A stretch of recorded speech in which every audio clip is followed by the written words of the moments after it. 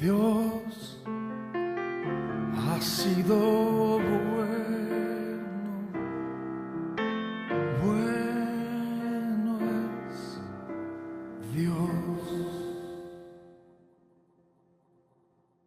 Buenos días, tomen asiento por favor. Hebreos capítulo 9, verso 15 por favor. Hebreos capítulo 9, verso 15.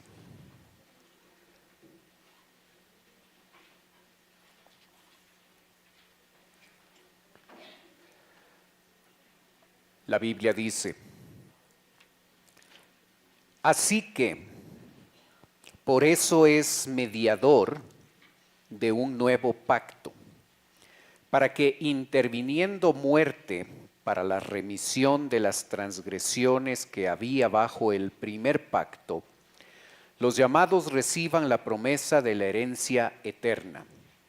Porque donde hay testamento, es necesario que intervenga muerte del testador, porque el testamento con la muerte se confirma, pues no es válido entre tanto que el testador vive, de donde ni aun el primer pacto fue instituido sin sangre, porque habiendo anunciado Moisés todos los mandamientos de la ley a todo el pueblo, tomó la sangre de los becerros y de los machos cabríos, con agua, lana, escarlata e hisopo, y roció el mismo libro y también todo el pueblo, diciendo: esta es la sangre del pacto que Dios nos ha mandado. Y además de esto, roció también con la sangre del tabernáculo, con la sangre el tabernáculo y todos los vasos del ministerio. Y casi todo es purificado según la ley con sangre, y sin derramamiento de sangre no se hace remisión. En este pasaje nosotros observamos que Jesucristo es el más grande sacerdote que podemos tener por el hecho de que Él instituye un nuevo sistema, una nueva forma de salvarnos, de darnos vida eterna. Jesucristo es el mediador de un nuevo pacto, como lo dice el texto. La base para establecer ese nuevo pacto es el sacrificio perfecto de Jesucristo. Y por eso cuando leemos el versículo 15, nosotros vamos a observar que el texto empieza diciendo: así que por esto. Y esta frase se conecta con todo lo que hemos revisado en el capítulo 9, verso 11 al 14. Es por el sacrificio perfecto de Cristo, es por el derramamiento de su sangre, es por el hecho de que Él muere en la cruz de Calvario, que Él llega a ser un mediador del nuevo pacto. Esa es la diferencia entre Él como sumo sacerdote y todas las decenas de sumos sacerdotes que existieron a lo largo de la historia, a lo largo del Antiguo Testamento y parte del Nuevo Testamento en los Evangelios. La diferencia se enmarca en el hecho de que su sacrificio es mejor, su sacrificio es perfecto, su sacrificio perdona pecados, y por ese motivo Él es mediador y Él instituye un nuevo pacto. El sistema anterior, el tabernáculo o el templo y los sumos sacerdotes y todo eso, tenían un pacto, el pacto antiguo. Todo eso funcionaba, fue instituido por Dios. Allí no había falla, Dios lo hizo y lo hizo muy bien. El problema es que depende de nosotros. Y por nuestra naturaleza y por nuestro pecado, ese sistema aunque instituido por Dios, porque depende de nosotros, no funcionaba como debería funcionar. Y por eso en el plan de Dios siempre estuvo establecer un tabernáculo celestial, un sistema donde Él es el sumo sacerdote, donde Él es el que muere en la cruz de Calvario, y todo ese sistema está guiado por un nuevo pacto. Aunque esto del nuevo pacto nosotros ya lo estudiamos en capítulo 8, los versos 7 al 13, nosotros podemos observar aquí un pequeño resumen para recordar de qué se trata el nuevo pacto. Y allí en la pantalla usted puede observar una cita de Hebreos 8, los versos del 7 al 13. Vamos a leerlo. Y puse en mayúscula aquellas cosas que especifican puntualmente cosas que Dios hace. Porque este nuevo pacto tiene una característica. Es un pacto unilateral. Es decir, depende 100% de Dios. El nuevo sistema, el nuevo pacto funciona porque no depende de nosotros. Ese detalle es sumamente importante.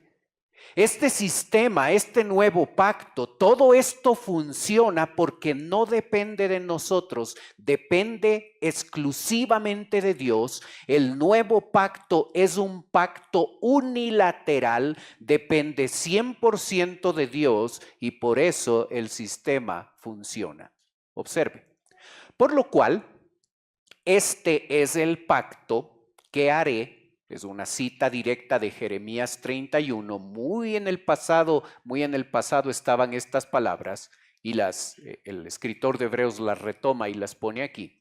Por lo cual este es el pacto que haré, está hablando Dios, el pacto que haré con la casa de Israel después de aquellos días, dice el Señor.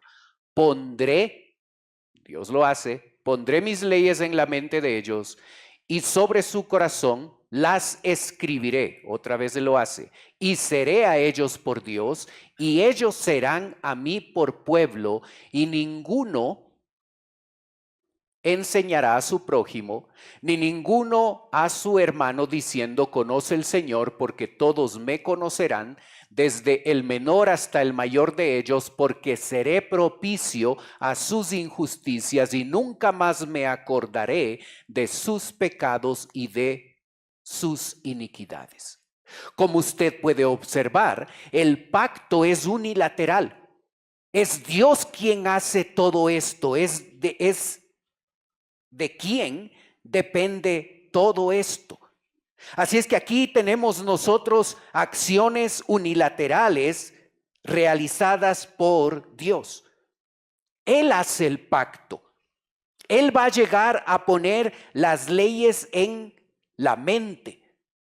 Así es que nosotros cuando llegamos a Cristo, todas estas características que usted observa en mayúscula, nosotros ya las poseemos, ya disfrutamos de esto. Cosas que estaban en el pasado y los antiguos profetas y los antiguos escritores anhelaban ver, cosas que ellos esperaban ver a lo largo del tiempo. Nosotros en este momento somos privilegiados porque esto ya no es algo que estaba en el futuro y que sucederá, ya es una realidad para nosotros. Nosotros experimentamos las bendiciones del nuevo pacto. Cuando usted y yo recibimos a Cristo, estas realidades ya son nuestras. Y aunque nosotros las estamos disfrutando parcialmente, porque todavía estamos en este cuerpo pecaminoso y todavía el pecado nos mete en problemas. Cuando estemos en su presencia y esta naturaleza pecaminosa ya no sea parte de nosotros, nosotros podremos disfrutar de estas realidades que ya son nuestras, las disfrutaremos a plenitud. Haré con la casa de Israel Y no habla de israelitas de nacimiento, habla de una descendencia espiritual. Y nosotros, siendo no israelitas de nacimiento, siendo gentiles, al ser descendencia de Dios, al ser hijos de Abraham espiritualmente, entramos en la promesa.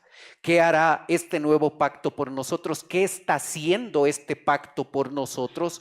Pondré mis leyes en la mente y en su corazón y las escribiré. Así es que ese deseo que usted tiene de leer la Biblia, ese interés por las cosas espirituales, no surgió porque un día usted amaneció espiritual y dijo: desde hoy las cosas espirituales van a ser importantes y ahora voy a leer la Biblia y voy a orar y me va a interesar lo espiritual y me va a interesar la iglesia. Esa no fue una decisión nuestra, esa es una consecuencia directa de algo que Jesucristo hizo en el momento de nuestra salvación. Pondré mis leyes en su mente. Ese interés espiritual viene de este beneficio que tenemos como creyentes. Todavía luchamos con esto porque muchas veces tenemos el deseo de que la palabra de Dios esté en nuestra mente, sea parte de nuestra vida, y luchamos porque en otros momentos no queremos esto. Seré su Dios, no solo su creador, seré su Padre y ellos serán mi pueblo.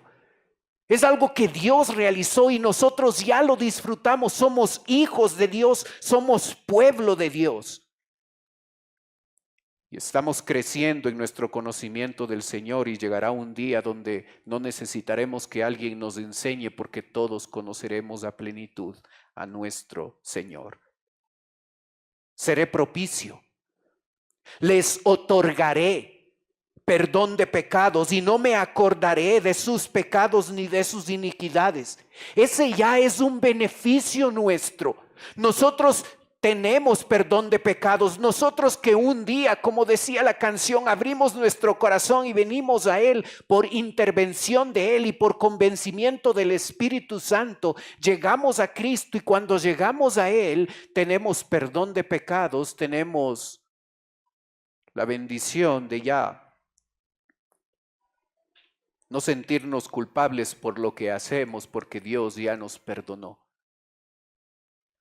Así es que nosotros debemos ser gratos con Dios al entender que estas realidades del nuevo pacto ya son nuestras.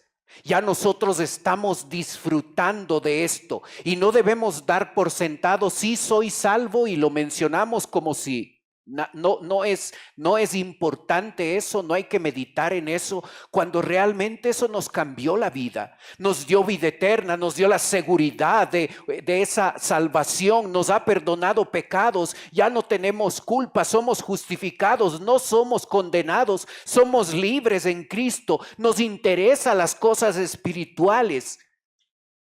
Todo eso son beneficios de haber llegado a Cristo y de estar experimentando y estar disfrutando de las bendiciones y las realidades del nuevo pacto.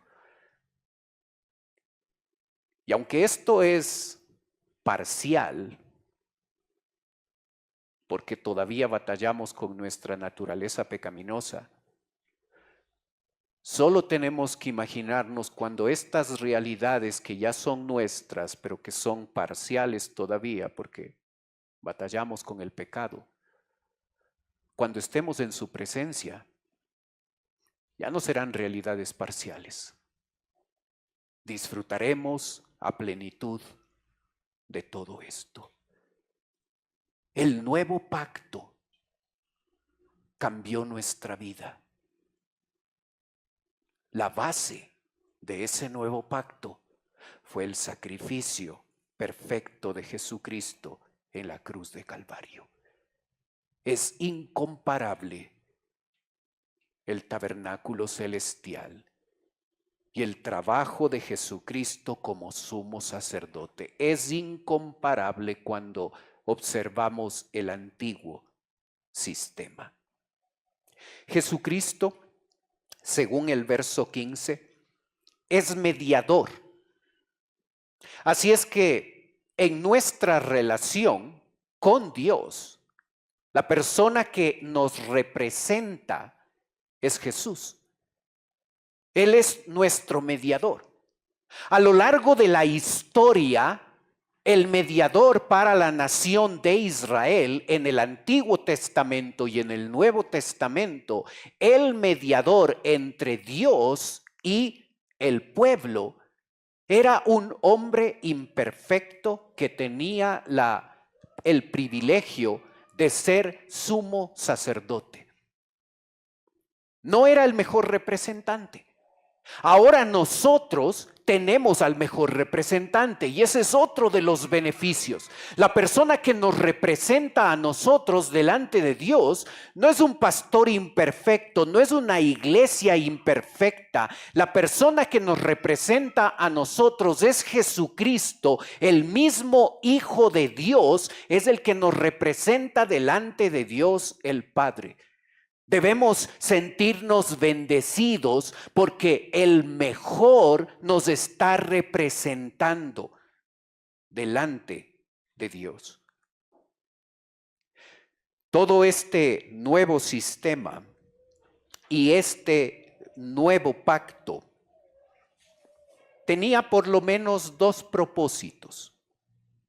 Y el texto en el verso 15 muestra específicamente estos dos propósitos. Así que por eso es mediador de un nuevo pacto. Primer propósito, primer para qué. Para que interviniendo muerte, ¿para qué tuvo que existir muerte? Para la remisión de las transgresiones que había bajo el primer pacto, los llamados reciban la promesa de la herencia eterna. En este versículo se mencionan dos propósitos específicos. Se utiliza la palabra remisión y es la misma palabra que se tradujo pocos versículos antes con la palabra redención. ¿Recuerda lo que aprendimos el domingo de la palabra redención?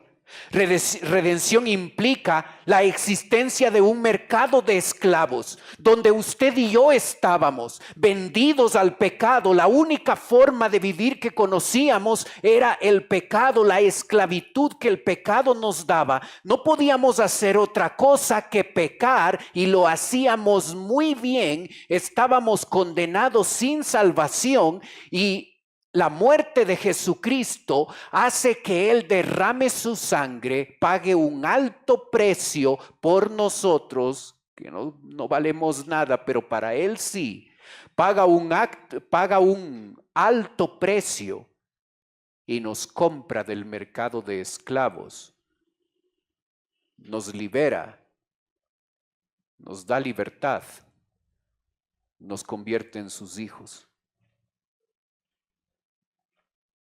Observe lo que hace este sistema. Observe lo que hace el nuevo pacto. Nos da perdón de pecados. Nosotros somos personas, nosotros los creyentes, los que hemos recibido a Cristo, tenemos perdón de pecados. Podemos vivir y debemos vivir con la seguridad de que al apropiarnos de Jesucristo, al recibirle a Él como Salvador, nuestros pecados han sido perdonados. Ya no debemos vivir con la culpa, con la intranquilidad, con la incertidumbre de saber qué es lo que va a suceder cuando nos toque morir. Nosotros debemos vivir con la seguridad y con la convicción de que se nos ha perdonado los pecados. Ya no debemos vivir con culpa, ya podemos vivir y disfrutar de esa libertad y de esa nueva relación que tenemos con Dios al tener nuestros pecados perdonados y la garantía, la seguridad de una eterna salvación.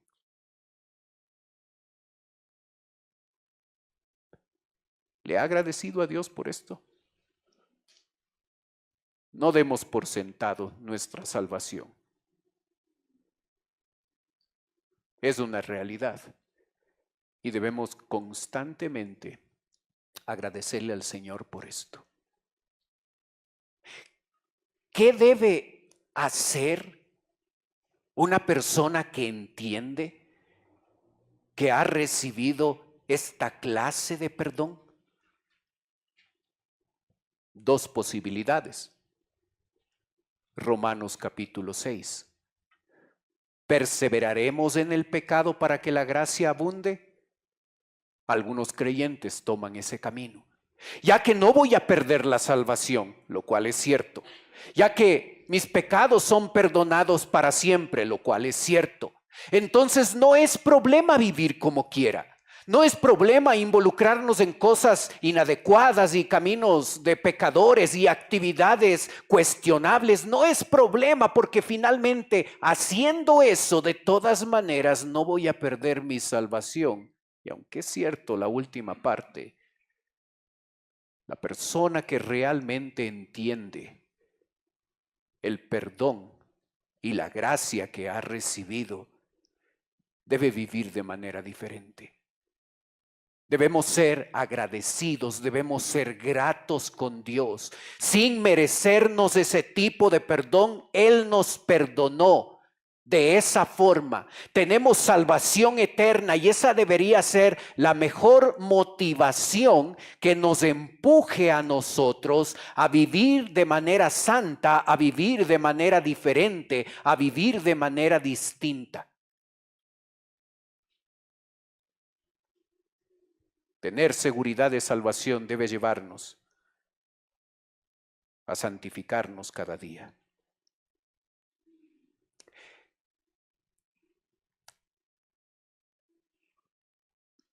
En la siguiente diapositiva, la anterior, por favor. Usted observa una cita en Romanos 3:25. Observe lo que dice.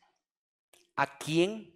A Jesús, Dios del Padre, puso como propiciación por medio de la fe en su sangre. Así es que recibo propiciación, recibo perdón de mis pecados a través de la fe. La fe no es mía, es otorgada por el autor y dador de la fe. Esa fe está apoyada en su sangre para manifestar su justicia a causa de haber pasado por alto en su paciencia los pecados pasados. ¿Cómo se les llama a todos los pecados desde el primer pecado de Adán y Eva hasta el pecado que se cometió antes de la muerte de Jesucristo en la cruz? Dice, a causa de haber pasado por alto. No se habla de perdón, se habla de pasar por alto. Así es que en la siguiente diapositiva, cuando usted observa en la gráfica que se ofrecía aquí un sacrificio en estas mesas y los sacerdotes hacían todo esto y el sumo sacerdote con la sangre una vez al año entraba al lugar santísimo sobre el propiciatorio para perdón de pecados de él y perdón de pecados del pueblo, técnicamente hablando, no se perdonaba pecados. Se pasaba por alto, porque el animal que derramaba su sangre y los sacerdotes y el sumo sacerdote no tenían la capacidad para perdonar pecados.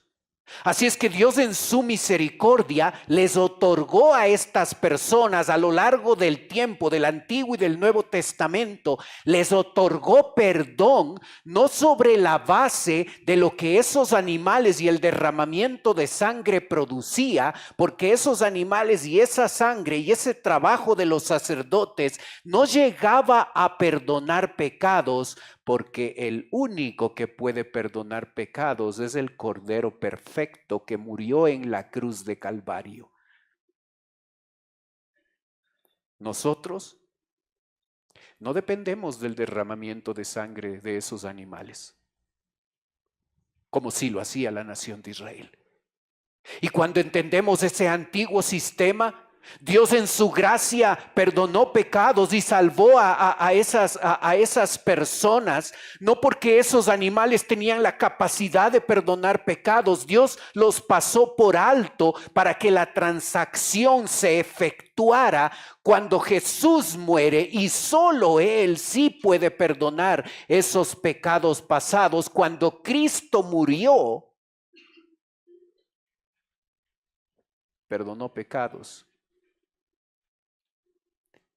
¿Entiende por qué el texto dice para que intervenga muerte para la remisión de las transgresiones que había bajo el primer pacto?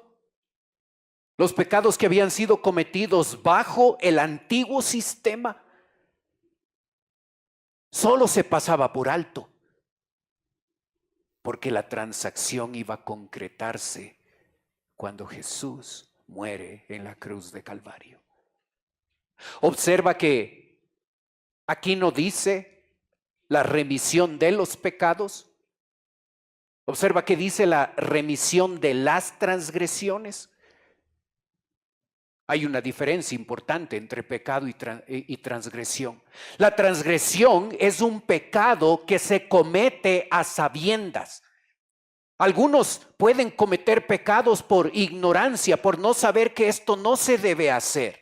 Pero Jesucristo no solo perdona ese tipo de pecados, sino perdona también las transgresiones, aquellas cosas que nosotros sabíamos que no debíamos hacer y aún así en necedad cometimos esos pecados. A eso se llama transgresión.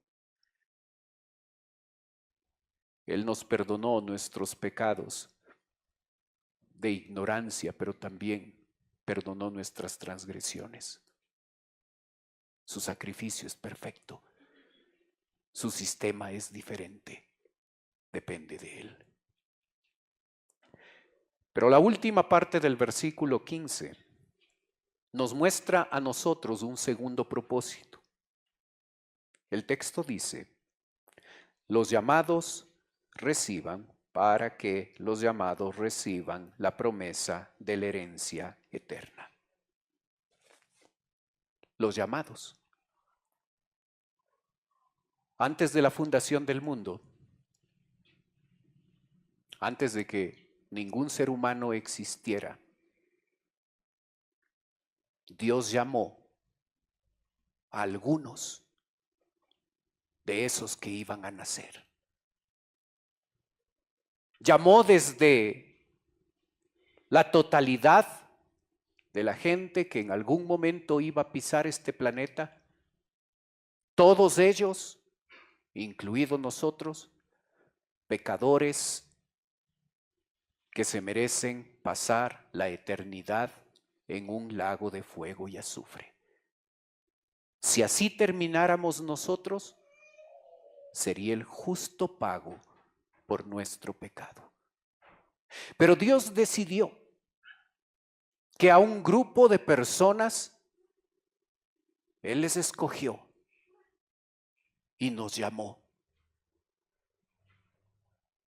¿Para qué?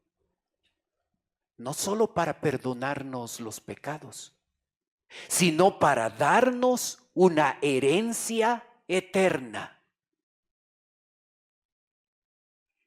Nos constituye en hijos de Dios y nos constituye en herederos de Él. Es tremendo el amor de Dios por nosotros. Parte de esa herencia ya la estamos disfrutando. Uno de los elementos de esa herencia es nuestra salvación eterna, que ya la tenemos, ya la disfrutamos. Cuando estemos en su presencia, esa herencia eterna, la disfrutaremos en plenitud. Pero ya es nuestra y parte de eso ya lo estamos disfrutando. Así es que debemos darnos cuenta que este nuevo sistema, este nuevo pacto, fundado en mejores promesas, fundado en el ministerio y el trabajo del sumo sacerdote perfecto, Jesucristo. Ha conseguido por nosotros mejores cosas, nos ha perdonado del pecado de manera total y nos ha hecho sus herederos. Si todavía estás batallando con un pecado en tu vida, medita en lo que Él ha hecho por nosotros. Si todavía estás batallando con el hecho de ¿le serviré a Dios o no le serviré a Dios? Tengo otras cosas importantes que hacer en esta vida. Medita en lo que Él ha hecho por ti. Y vas a encontrar el ánimo y vas a encontrar el impulso de escoger las cosas que tú y yo debemos estar escogiendo en esta vida. No hay más grande amor que Él nos ha tenido, que Él nos ha dado. Nos ha salvado, nos ha perdonado de manera total nuestros pecados. Nos ha hecho sus herederos. Para que eso sea posible, no se necesitó una conversación, un acuerdo entre Jesucristo y Dios el Padre. Para que eso sea una realidad, el inocente tuvo que morir en la cruz de Calvario. Verso 16. Porque donde hay testamento es necesario que intervenga muerte del testador. Jesucristo es el testador. Porque el testamento con la sangre se confirma, pues no es válido entre tanto que el testador vive. Para que estas cosas sean nuestra realidad, para que nosotros tengamos perdón de pecados, seamos salvos y estemos disfrutando de los efectos de esa realidad, y para que nosotros estemos disfrutando ya como herederos de Dios, parte de lo que Dios nos va a dar cuando estemos en su presencia, el inocente tuvo que morir en la cruz de Calvario. Nadie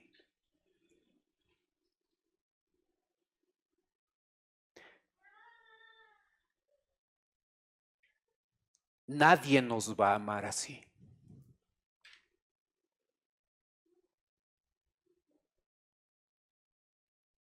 Ven a Cristo.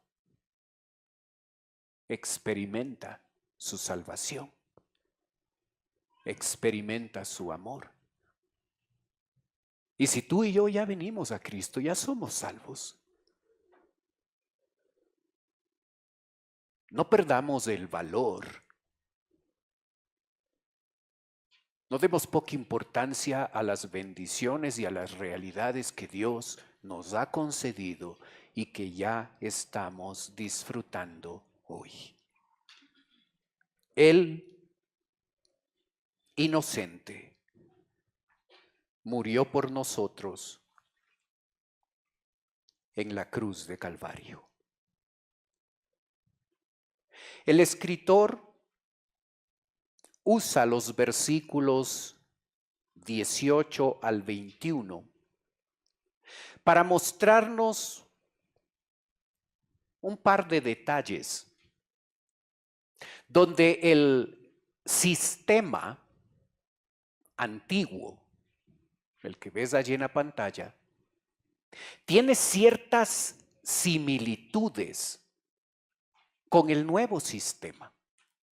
Recuerda que el nuevo sistema, en verdad, de ese nuevo sistema se copió para empezar, para instituir el sistema antiguo. Y es interesante que el verso 18 dice, de donde ni aún el primer pacto, el antiguo pacto relacionado con ese sistema del tabernáculo, fue instituido sin sangre. Porque habiendo anunciado Moisés todos los mandamientos de la ley y a todo el pueblo, tomó sangre de los becerros y de los machos cabríos, con agua, lana, escarlata e hisopo, roció el mismo libro. Observa qué cosas se rocían con sangre. Se roció el mismo libro y también a todo el pueblo, diciendo: esta es la sangre del pacto que Dios os ha mandado. Y además de esto, roció también con la sangre el tabernáculo y todos los vasos del ministerio. Cuando tú observas este tabernáculo, es todo este espacio y el tabernáculo en concreto, todo este sistema, el sacerdote fue rociando todo esto. Dice que roció el libro de la ley. ¿Dónde estaba eso? Aquí, en el lugar santísimo. Todos los utensilios que se utilizaban aquí, todos los utensilios que se utilizaban aquí para todo esto, para todos los sacrificios, fueron rociados con sangre, porque casi todo se purifica con sangre. Recuerda lo que comunica el tabernáculo. El tabernáculo, toda esta estructura comunica dos cosas. El sistema para adorar a Dios es instituido por Dios, y el sistema para servir a Dios es el sistema que Dios estableció. El tabernáculo comunica dos cosas: adoración y servicio. Y no existe adoración y servicio que Dios acepte si primeramente no hay purificación, no hay santidad. ¿Entiendes por qué en el antiguo sistema y en el nuevo sistema se roció con sangre? Porque hay una similitud que no ha cambiado. Hay una cosa que no se ha modificado. Si queremos adorarle a Dios, aún siendo ya hijos de Dios, se requiere santidad.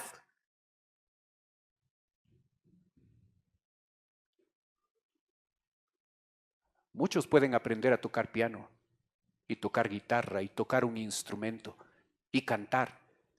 Se necesita algo de disciplina y algo de constancia y se puede mejorar en algo. Adoración es más que eso. Para ser un verdadero adorador, yo necesito santidad en mi vida. Para ser un verdadero siervo de Dios, yo necesito santidad en mi vida. Los dos sistemas, el antiguo y el nuevo, son iguales en el concepto que comunican. Adoración y servicio requieren santidad. No puedo adorar a Dios si hay un pecado oculto en mi vida. Aunque haya sido súper inteligente y lo haya guardado y nadie se haya dado cuenta. No adoras a Dios cuando hay pecado en tu vida. No puedes servir a Dios con falta de santidad. Se necesita purificar. No basta con coger al animal y sacrificarlo, no basta con lavarse las manos en el lavacro, no basta con el ejercicio de hacer todo eso y entrar al lugar santo y entrar al lugar santísimo. No tiene que ver con actividad primariamente, tiene que ver con un corazón limpio, con un corazón purificado, con un corazón listo para hacer esto. Nosotros somos solamente adoradores de Dios y siervos de Dios cuando vivimos una vida santa. La santidad es la base de la adoración y es la base del servicio.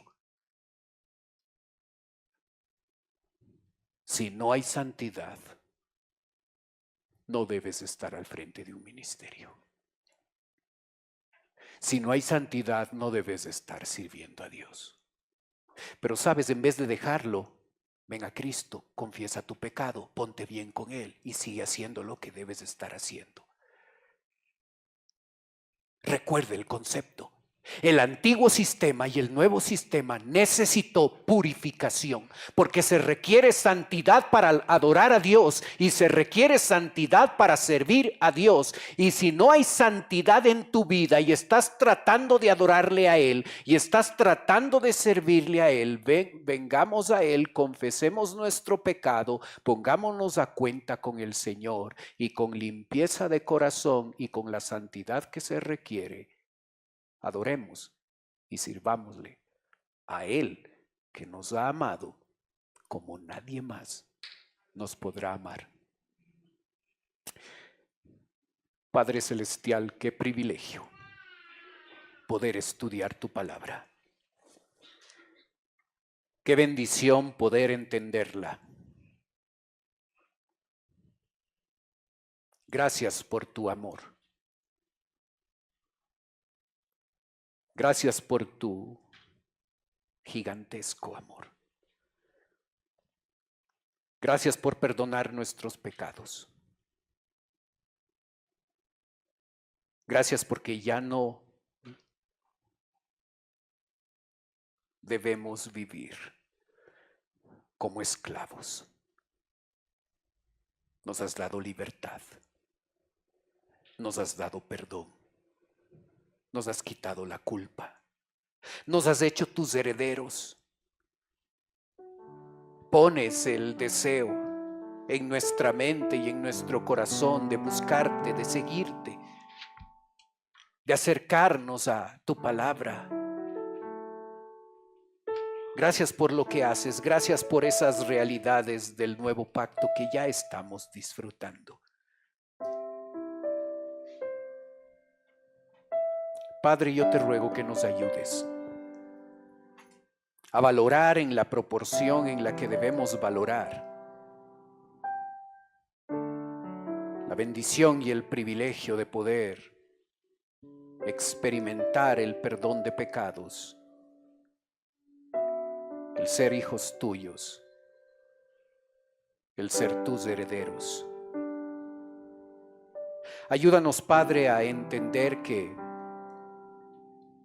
un Dios santo, santo, santo como tú eres, requiere de nosotros santidad. Que seamos verdaderos adoradores. Que seamos verdaderos siervos. Recordando siempre que la santidad es el requisito que tú demandas. Ayúdanos a estar bien contigo, a cuentas, y así poder darte a ti la adoración que solo tú mereces y el servicio que solo tú mereces. Gracias, Padre, por tu palabra. Pedimos tu bendición.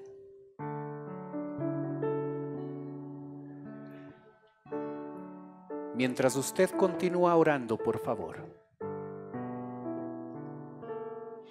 Puede ser que esta mañana nos está visitando alguien por primera vez. Si ese es su caso y usted quiere permitirme orar por usted, mientras los demás tienen sus ojos cerrados, usted puede levantar su mano. Con eso me está indicando: pastor, vengo por primera vez, ore por mí. ¿Hay alguien así con nosotros? Con toda confianza.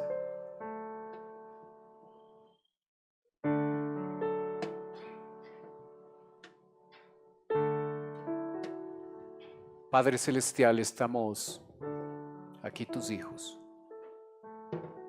agradecidos por las bendiciones que nos has dado. Ayúdanos a vivir como a ti te agrada. Pedimos tu bendición. Oramos en el nombre de Cristo Jesús. Amén. Dios ha sido bueno, bueno es Dios.